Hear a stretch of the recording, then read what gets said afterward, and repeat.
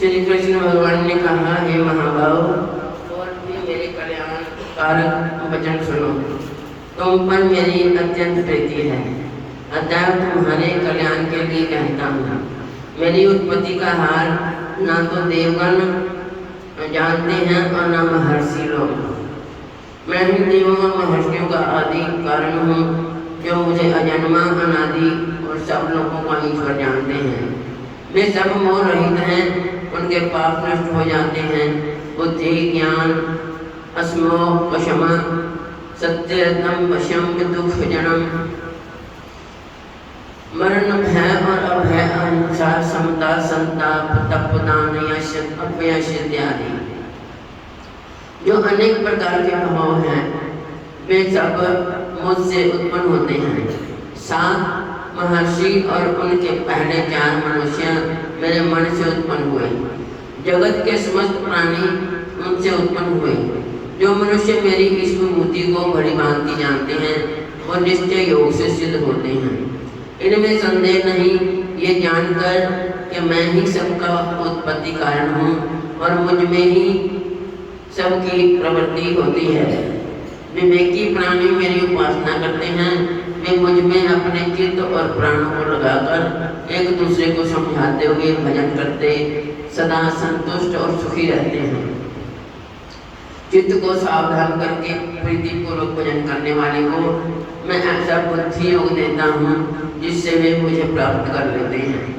उन पर अनुग्रह करके मैं उनकी बुद्धि में स्थित हो दिव्यमान ज्ञान से अज्ञान मूलक संसारी अंधकार का नाश करता हूँ।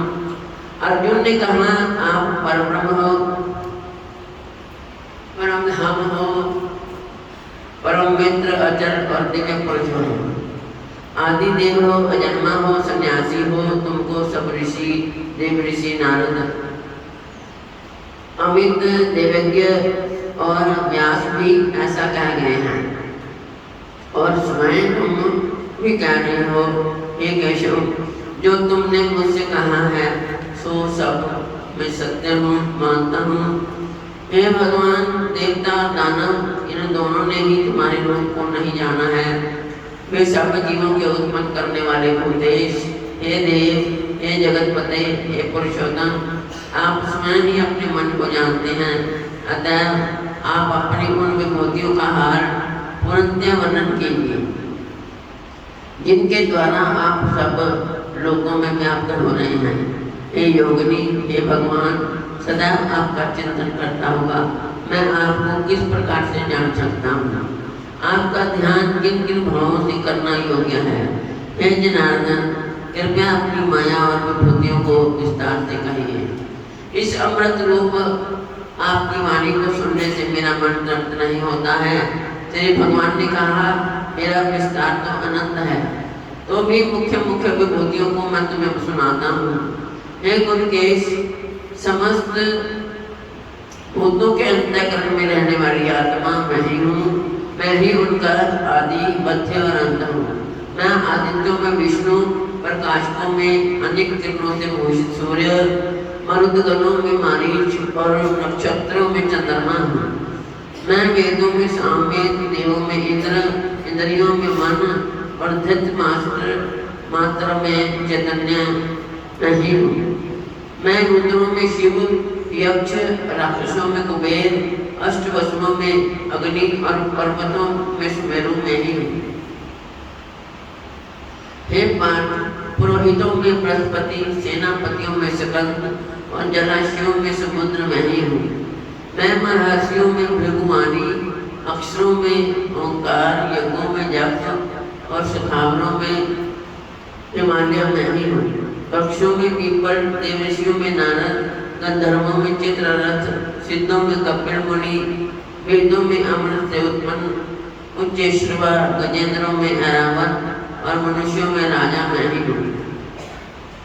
शास्त्रों में वज्र, गौओं में कामधनु, प्रजा की उत्पत्ति करने वालों में कामदेव और सर्पों में वासुकी मैं ही हूँ।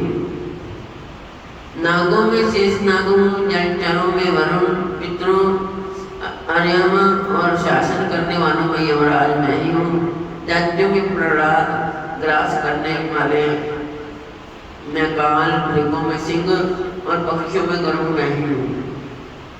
शुद्ध करने वालों में वायु, शस्त्रधारियों में राम, मछलियों में मगध, नदियों में गंगा मैं ही हूँ। हे अर्जुन, मैं सब प्राणियों का आदि मध्य अंत विद्याओं में, अध्यात्म विद्या और वाद विवादों में वाद में ही हूँ।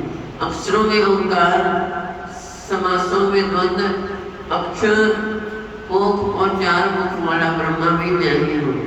सबको मरने वाली मृत्यु, भविष्य में होने वाले पदार्थों की उत्पत्ति, स्त्रियों में कीर्ति, लक्ष्मी, वाणी, स्मृति, मेधा, धृति और क्षमा मैं ही हूँ। साम में ब्रह्म, साम, छंदों में गायत्री, मासों में मार्गशीर्ष और शत्रुओं में बसंत मैं ही हूँ। छड़ियों में युवा, तपस्वियों में तेज, जैन, उद्योग और सात्विकों में सत्य मैं ही हूँ। यादवों में वासुदेव, पांडवों में अर्जुन, मुनियों में व्यास और कवियों में शुक्र मैं ही हूँ। दमन करने वालों में दंड, जय चाहने वालों में नीति, गुह पदार्थों में मौन और ज्ञानियों में ज्ञान मैं ही हूँ। और हे अर्जुन, भूत भाव का जो बीज है वह भी मैं ही हूँ। मेरे अतिरिक्त चराचर भूत कुछ भी नहीं है। हे परतम, मेरी दिव्य विभूतियों का अंत नहीं है। ये विभूतियों का विस्तार मैंने संक्षेप में कहा है। जो जो वस्तु ऐश्वर्यवान, शोभायमान और यशमान है, उन्हें मेरे ही तेज के अंश से उत्पन्न हुआ जानो। अथवा हे अर्जुन, इस ज्ञान से तुमको क्या प्रयोजन है? यही जान लो कि मैं अपने एक ही अंश से इस संपूर्ण जगत में व्यापक हूँ। बड़ी सच्चिदानंद भगवान की जय। 10वें अध्याय का महात्म्य। श्री नारायण जी बोले, हे लक्ष्मी जी, अब 10वें अध्याय का महात्म्य कहता हूँ, तुम श्रवण करो। एक समय कैलाश पर्वत पर शिव जी पार्वती बैठे थे। एक हंस मेरे दर्शन को आया। वह हंस ब्रह्मा का वाहन था। ब्रह्मलोक से मानसरोवर को जाता था। उस सरोवर में सुंदर कमल के फूल थे। वो हंस एक कमल को लांघने लगा। उसकी परछाई कमल पर पड़ी। वह हंस अचेतन काला होकर आकाश से गिर पड़ा। तब उसी समय उस मार्ग में मेरा एक गण आया। हंस को गिरा देखकर गण ने कहा, हे स्वामी, वो हंस आपका दर्शन को आया था, श्याम वर्ण होकर गिर पड़ा है। गण मेरी आज्ञा से हंस को ले आया। मैंने पूछा, हे हंस, तू श्याम वर्ण क्यों हुआ? हंस ने कहा, हे प्रभु जी, मैं आपके दर्शनों को आ रहा था। मानसरोवर में कमल के फूल खिले हुए थे। मैं उनको लांघ कर आया। उससे मेरी देह श्याम वर्ण हो गई और मैं आकाश से गिर पड़ा। कारण मैं नहीं जानता। ये सुनकर शिव जी हंसे। तब आकाशवाणी हुई, हे शंभु जी, कमलनी से पूछो, मैं कहेंगी। कमलनी ने कहा, पिछले जन्म में मैं अप्सरा थी, नाम पद्मावती था। उस समय श्री गंगा जी के किनारे एक पंडित स्नान करके गीता जी के 10वें अध्याय का पाठ किया करता था। एक दिन राजा इंद्र का सिंहासन हिला। तब इंद्र ने मुझे आज्ञा दी कि तू जाकर उस पंडित को तपस्या कर। आज्ञा पाकर मैं उस विपर के पास आई। उस विपर ने मुझे श्राप देकर कहा, हे पापिन, तू कमलनी हो जा। उसी समय मैं कमलनी हो गई। तभी से मैं गीता के 10वें अध्याय का पाठ करती हूँ। उसी से मेरा तेज है कि मुझको लांघने वाला काला होकर अचेत हो जाता है। तब हंस ने ऐसा कहा कि मेरा ये श्याम वर्ण कैसे श्वेत वर्ण हो गए, और तुमने इस कमल देह से छूटकर कैसे देव नहीं पाई। तब कमलनी ने कहा, जब कोई श्री गीता जी के 10वें अध्याय का पाठ सुनावेगा तब उदार होगा। तब उस पंडित ने सरोवर में स्नान कर शालिग्राम का पूजन कर 10वें अध्याय का पाठ किया। उसे हंस और कमलनी ने सुना, तब उनका उद्धार संस्कार आया। हंस श्वेत हुआ, कमलनी देवकन्या हुई। और सच्चिदानंद भगवान की